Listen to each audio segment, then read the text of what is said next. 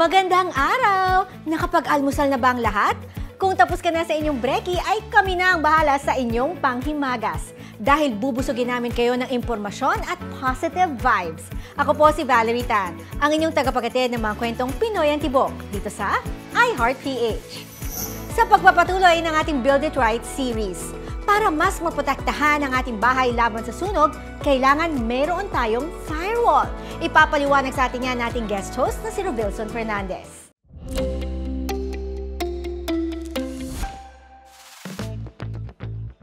Napapaisip din ba kayo minsan kung paanong ang isang simpleng pader ay nagiging pinakamabisang depensa natin laban sa sunog? Hindi ito basta-basta pader na gawa sa tipikal na material. Ang tawag dito, firewall. Kasama natin ang aking partner na si Rovilson Fernandez para alamin kung paano ito nagbibigay ng matinding proteksyon laban sa sakuna. Now, aside from writing and, of course, hosting, I've always dreamed of being a fireman. Not just to save lives, drive a fire truck, but also be in that sexy firefighter calendar. Mr. September for you. But of course, for charity. Now, speaking of fires, let's talk about today's topic, which is just as crucial in protecting our homes from going up in flames: the firewall. But first and foremost, what exactly are house fire hazards and how common are they? Let's find out. Maraming bagay sa loob ng bahay ang posibleng magdulot ng sunog. Mga sitwasyon gaya ng naiwang kalan, nag-overheat na kasangkapan, o kaya naman ay kandilang napabayaan. Mangyari man ito sa loob ng inyong tahanan o magsimula sa kalapit bahay, mahalagang may pananggang pipigil sa pagkalat ng apoy. Ang house firewall ay isang pader na inilalagay sa pinaka-hangganan ng inyong property. It serves you as a security or boundary. So the importance of firewall serve as a barrier para yung apoy ay hindi makapunta sa kabilang hangganan. Kumbaga, binablock ng firewall yung pag-spread ng fire. Hindi makapenetrate or hindi maka-spread yung apoy doon sa kabilang bahay. Now, do you wonder where to find these firewalls in your house? You're gonna see them built between the edges of someone's property if setbacks are not met. You're also gonna see them between attached homes like townhouses or near floor-prone spots like kitchens. Now, at first glance, you might not notice them because they look like, well, typical walls. But firewalls, they should have no openings and they must be made of fire-resistant materials. Now, it's surely gonna be a massive disaster if you don't have them. Tulad na lang na nangyari kay Balbina na nasunugan ng bahay nito lamang Marso ngayong taon. Dahil sa dikit-dikit umano ang kanilang mga bahay kaya mabilis kumapang ang apoy. Before, nakatira kami sa Tabing Riles, sa Joaquin. Yun yung nasunog nung last March. Yung area namin kasi doon is talagang dikit-dikit yung bahay. Karamihan sa bahay doon gawa sa light materials. Madaling araw kasi yun eh. Yung bahay na pinagmulan ng sunog, malayo sa amin. So, hindi nga namin akalain na aabutin pa yung lugar namin kasi talagang malayo siya. Mabilis talagang kumalat.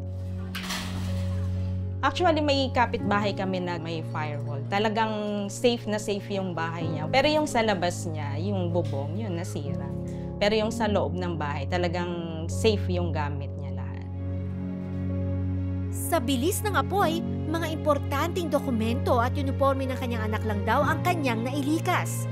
Gayunpaman, nagpapasalamat pa rin siya na ligtas pa rin ang kanyang pamilya. Nakakatakot din. Medyo nakakatrauma kasi katulad nun, tulog ka, di ba? Eh kung hindi ka nagising, yun ang mahirap. Now, as we all know, fire is such a traumatic experience, which is why having safety precautions like a firewall is not just an option, but a must. So, what are the best types of house firewalls, you ask? Good question. Kaya naman we conducted a simple experiment para mas lalo nating maintindihan.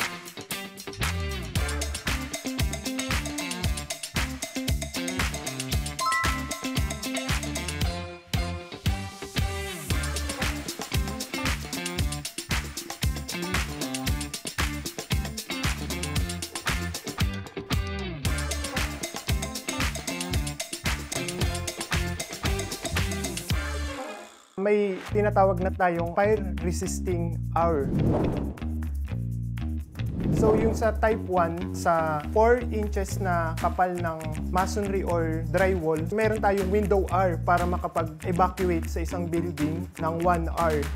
Sa type 2 naman, yung sa kapal naman is 6 inches na either concrete or drywall naman is meron tayong window hour na 2 hours. Sa type 3 is meron tayong 3 hours na window hour. Ang nire-require naman ang kapal na is 7 inches and yung last is 4-hour window hour na evacuation time natin. Nire-require niya is 8 inches na kapal ng either masonry or gypsum board or drywall.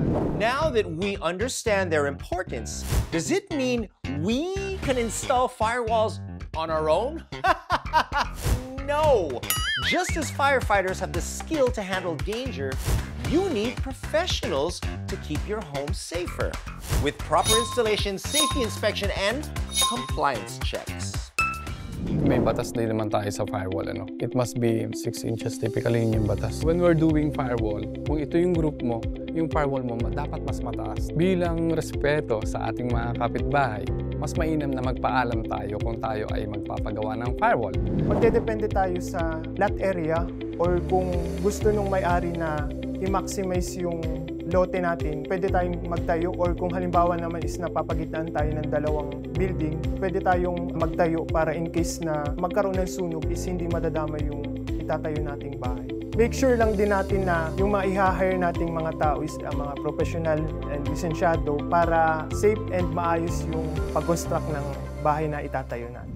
All right, homeowners and future homeowners, as we wrap up, let's highlight the amazing benefits of firewalls. They act as a shield that contain and keep fire from spreading.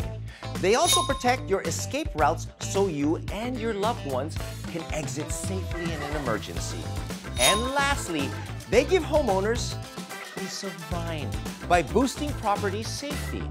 That's why investing in firewalls is a wise choice for a safer home for you and your family. Sabi nga nila, di bali ng manakawan, wag lang masunugan. Kaya naman, paano nga ba natin masigurong maayos at ligtas ang gagawing firewall? Rovilson, ano ba ang payo ng mga eksperto?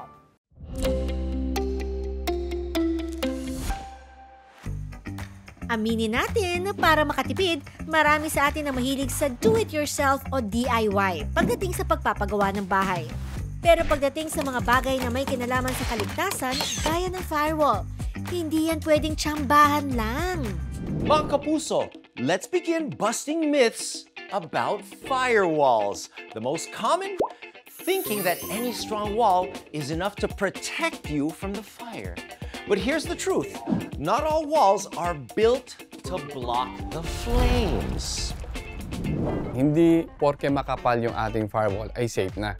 Kasi mayroong mga materyales tayo na 1 to 2 hours lang yung fire resistant niya. Wherein may mga makabagong teknolohiya, makabagong materyales na tumatagal yung fire resistant niya ng 4 to 6 hours. Yung parang misconception ng tao dun regarding sa drywall is once na na-install natin siya is akala lang nila hindi siya masusunog agad. So ang pinaka-purpose ng drywall is para ma-prevent lang or pabagalin lang yung pag-transfer nung sunog dun sa isang bahay patungo dun sa isa. So ang pinaka-purpose niya is magkaroon ng time yung tao para maka-evacuate dun sa bahay. And because firewalls, well, they're a relatively new concept in traditional Filipino houses, there's a lot of misconceptions that still exist around them, like firewalls should extend beyond your wall and roof so your home is sufficiently protected. Well, this reminds me of something. Ah, yes, the firewall edition. Number 1, any wall can be a firewall. Now, not all walls are designed to resist fire. They need specific materials to slow the spread of the flames.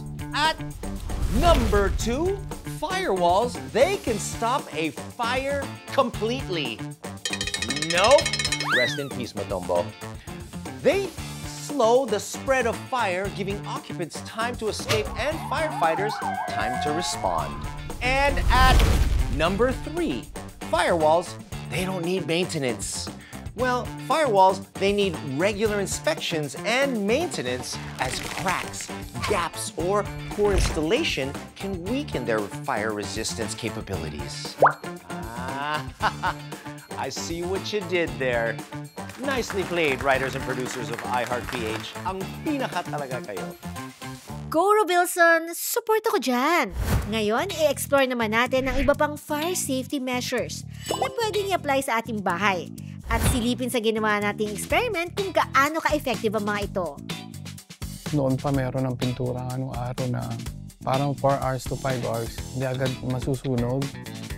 I think sa mga darating na panahon, mas mai improve pa yung mga materialis na pwedeng magamit natin dito sa Pilipinas. In terms of fire safety system, we can use fire alarm kahit yung mga battery operated. Pwede rin tayong magkaroon ng mga fire extinguisher at doon naman sa sprinkler, kung may budget pa, pwede rin tayong magpakabit nito. Para po sa akin, mas mainam po na meron tayong firewall.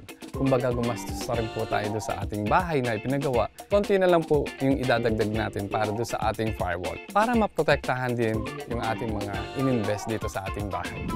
At pagdating sa do's, don'ts at iba pang firewall maintenance, may payo ang ating mga eksperto. According sa National Building Code, wala ka dapat opening na nilalagay dun sa mismong itatayo mong firewall. Pwede siyang combination ng either concrete. Ang kagandahan naman ng paggamit natin ng combination ng concrete or drywall is mas magaan gamitin yung drywall compare sa concrete. So, mas lightweight yung magiging structure natin na itatayo. So, special maintenance when it comes to firewall, we have to check nga kung meron tong mga cracks. And then kapag may cracks, we have to seal it. Then after sealing the concrete, we have to apply waterproofing. Kaya importante talagang kumonsulta sa mga profesional para masigurong mahigpit na masusunod ang inspection checklist at procedures. And there you have it. A fire-safe home built with reliable firewalls offers the best protection for what matters most. Looking ahead, innovations like smart fire detection systems and advanced fire-resistant materials are set to take home security to the next level because prioritizing safety is one of the ang pinaka-best investments for your family.